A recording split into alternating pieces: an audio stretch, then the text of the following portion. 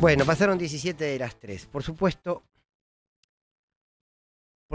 que el tema de hoy y el tema que a partir de hoy o a partir de hace 48 horas empieza a ser una preocupación y una preocupación seria para la humanidad, para el mundo y para nuestro país. Es la guerra entre Israel, Irán, ahora Estados Unidos sumándose y todo lo que puede profundizarse en esta guerra. En esta guerra que muchos medios ya la tildan de la Tercera Guerra Mundial, me parece apresurado, aunque hay que estar atentos. Sí, claro, por supuesto que sí. Porque los países que han entrado en esta bestialidad humana que es la guerra, son países que pueden arrastrar a otros. Porque lo que está en juego siempre es lo mismo, y es el dinero, y lo que está en juego son los recursos naturales. Y lo que está en juego, sobre todo, es el petróleo. Lo primero que quiero decir, lo primero que quiero decir con respecto a esta guerra es que hay un discurso de la guerra que se instala en el mundo de a poco y que lo vamos repitiendo, y que hace que con el tiempo nos escuchemos a nosotros y a nosotras mismas repetir un lenguaje que, que a veces no es propio, pero que hace al contexto, ¿no? Nosotros estamos viviendo un momento en el mundo donde el fascismo en sus nuevas versiones está dando su batalla. Yo sé que cuando hablamos de fascismo todos miran, recuerdan el rostro de Franco, de Mussolini y de Hitler, que lo fueron, pero quiero decirles que el fascismo de hoy no tiene por qué ser igual al fascismo de 70 años atrás, o más. El fascismo de hoy tiene sus formas, tiene sus rostros, tiene sus mecanismos, tiene sus lenguajes, pero tiene el mismo objetivo. Y el mundo está lleno de fascistas, no de hombres y mujeres de derecha, que en todo caso eso parte dentro de la normalidad. Pero está lleno de fascistas como Trump, lleno de fascistas como Meloni, lleno de fascistas como Benjamín Netanyahu, lleno de fascistas como Ayuso, lleno de fascistas como Le Pen, lleno de fascistas como Milei. Esper, qué sé yo. Tienen la misma lógica del fascismo y ese fascismo otra vez, como pasó ya con la Segunda Guerra Mundial, nos está empujando a un escenario propicio para una tercera guerra. Entonces lo primero que quiero decir es que hay algo que la humanidad se repite. Enormes guerras en el mundo y justamente en ese mundo hay seres humanos que rozan con lo monstruoso día a día y que tienen características fascistas. Esto se repite. Quiero decir también que siempre que hay, de un tiempo a esta parte, una guerra, se busca un argumento y una excusa. Y los Estados Unidos e Israel, que para el caso son lo mismo, siempre han buscado un discurso y un relato que justifique y que legitime la guerra. Luego de que logran instalar ese relato, como hicieron en el 2003 con Irak, de que había que derrocar a Saddam Hussein, porque Saddam Hussein tenía armas químicas, derrocaron a Saddam Hussein, manejaron a su antojo Irak, fueron a sacar lo que realmente querían, que era el petróleo, y dijeron, anoche no había armas químicas. La excusa de Israel para tapar el genocidio en Gaza, pero para al mismo tiempo, para taparlo, atacar Irán, es el que no puede continuar en la construcción de armas nucleares. Armas nucleares que sí tiene Israel y que sí tienen los Estados Unidos, porque ellos no han entrado en este protocolo en este ordenamiento que le pide al mundo que no avance en el armamento nuclear. Como ellos no lo firmaron, ellos lo pueden tener. Ahora el resto no. Israel, con un discurso mentiroso, como tuvo en aquel momento los Estados Unidos, para invadir Afganistán y para invadir Irak, dice, el ataque a Irán es un ataque preventivo. Es de las, es de las hipocresías más grandes que he escuchado en mi vida, ¿no? Es como que vos tengas una criatura y a los 3 meses que nació le empieces a pegar preventivamente porque a ver si llega a los 15 años y se porta mal. Entonces le pego desde ahora, lo maltrato, lo hago sufrir desde ahora, porque preventivamente pueden hacer malo o puede construir una mala conducta. Bueno, claramente, Israel ataca a Irán para tapar el genocidio en Palestina, pero al mismo tiempo como parte de una política expansionista de los Estados Unidos y de Israel. La característica de Estados Unidos y de Israel es la característica de países expansionistas, que son aquellos que solo pueden consolidar su poder en las regiones en las que cada uno está a partir de que expanden su poder. No les alcanza con quedarse dentro de sus límites geográficos, sino cómo hacen para consolidarse y crecer y engordar es con una lógica expansionista. Pero ya no con la lógica expansionista de lo que era el Imperio Otomano o el Imperio Persa o el Imperio Romano, que iban y se quedaban con territorios y le ponían sus banderas. No, no. Ya se meten y no necesitan ponerle sus banderas. Como en Irak, derrocaron a Saddam Hussein, pusieron otro presidente, responde a sus intereses, pero los iraquíes siguen creyendo que son libres con el nuevo presidente. Como hicieron con Guaidó aquí, aquí en Venezuela, ¿se acuerdan? Lo subieron a un balde y le decían, el presidente sos vos. Entonces quiero decir que esta guerra es una guerra que forma parte de la lógica expansionista de Estados Unidos y de Israel. Y quiero contarles, entre otras cosas, por qué.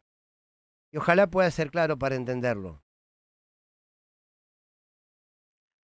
Lo que nosotros tenemos que mirar es cuál es la ruta del petróleo que viene de Asia, para entender por qué estas guerras. La guerra es por la ruta del petróleo que viene de Asia.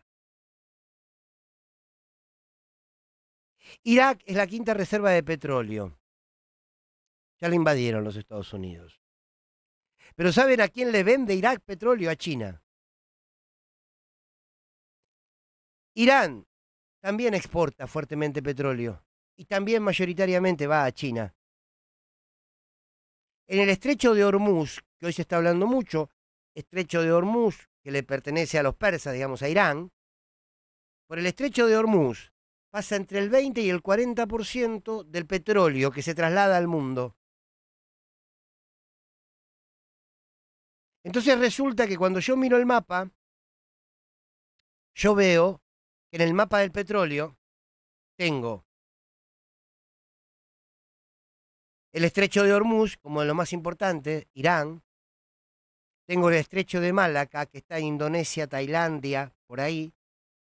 Tengo, por supuesto, el canal de Suez, que es el que pasa cerca de Egipto. Y tengo el canal de Panamá. El canal de Panamá, con el que permanentemente los Estados Unidos está en tensión y tiene su control. Esa ruta, ¿vos cómo accedes a esa ruta? Si, por ejemplo, invadís Siria, y ustedes me dicen, pero Estados Unidos no invadió Siria. Sí, sí, Estados Unidos financió la guerra interna en Siria para que derroquen a Bashar al-Assad, que era su presidente. Entonces los Estados Unidos se metió en la guerra de Siria, una guerra interna, y la ganó. Estados Unidos, para quedarse con la ruta del petróleo, en algún momento tuvo que haberse metido en Irak, lo hizo en el 2003. En algún momento tuvo que meterse en Kuwait, porque también es parte de esta zona, y lo hizo, creo, si no me equivoco, con Bill Clinton. Y en algún momento tuvo que meterse en Afganistán, sí, claro, lo hizo en el 2001. ¿Y qué está entre Afganistán, Irak, Siria y Kuwait? Irán. Irán, ni más ni menos. Hay un mapa que creo que si lo ponemos, para los que me vean en YouTube les puede quedar claro el escenario. Es importante decirlo, ahí está, gracias chicos, es importante decirlo porque ahí lo vemos, ¿no? Kuwait atacado por Estados Unidos, Siria también, Irak también, Afganistán también, Irán ahora en el medio. Pakistán no, entre otras cosas porque tienen conflicto con India, pero tanto Pakistán como India tienen bombas atómicas. Israel, la semana pasada atacó el Líbano. Israel ataca hacia su norte, digamos, hacia su este ataca a Palestina, y como Irak tiene centralizado el poder de los Estados Unidos, salta hacia el este y ataca a Irán. ¿Quiénes son otros de los grandes proveedores de petróleo? Emiratos Árabes, que está abajo, es toda la zona, Irán, Afganistán, Irak, Kuwait, Emiratos Árabes, toda esa es la ruta del petróleo. Y también la tenés, insisto, en Panamá, por eso la tensión, y la tenés en Venezuela, por eso lo quisieron poner a Guaidó presidente y derrocar a Chávez. El discurso de que en realidad tienen armas nucleares que hacen correr el riesgo a la humanidad es un discurso de la guerra, pero no es el objetivo. Como el discurso que dijeron a partir de el ataque del 7 de octubre de Hamás, del 2023 empezó este ataque que hoy es un exterminio al pueblo palestino. Sí quiero decir que dicho por los propios funcionarios de Israel, a Hamás lo crea el Estado israelí como a Saddam Hussein lo puso en Irak los Estados Unidos. Que me lo discuta quien quiera, ¿eh? Dicho esto, agrego, todo esto no significa que Irán sea Disneylandia y qué maravilla todo lo que pasa en Irán, seguramente no. Irán es un gobierno teocrático, o sea que gobiernan a través de los mandatos religiosos, con la idea de que su líder, Ali Khamenei, y el Islam lo determinan todo y tienen una cosa medio de está endiosado, por lo tanto lo hace un país peligroso, más si tiene armas nucleares. ¿Por qué? Porque todo lo hacen en nombre de Dios y creen que además han sido enviados para eso. Pero también es peligroso Netanyahu, ¿eh? Entonces, nos estamos disputando un nuevo orden geopolítico donde, insisto, Irán es estratégico en este momento. Cierro con esto, ya sé que tengo el informativo. Cuando en el 2001 se atentaron contra las Torres Gemelas y todo decía que el atentado venía de Osama Bin Laden, que estaba en Afganistán, bombardearon Afganistán. Bombardearon Afganistán, mataron a Osama Bin Laden y echaron a los talibanes de Afganistán, que eran realmente un gobierno perverso y criminal el de los talibanes. Bien, un año antes de que Ucrania vaya a la guerra con Rusia, con armamento norteamericano y de la Unión Europea, ¿qué hicieron? Se fueron las tropas de Estados Unidos de Afganistán. ¿Y a quiénes le dieron el poder otra vez? A los talibanes. Porque ya dejaron las células de poder los Estados Unidos allí y tenía que plantar el escenario en otro lugar.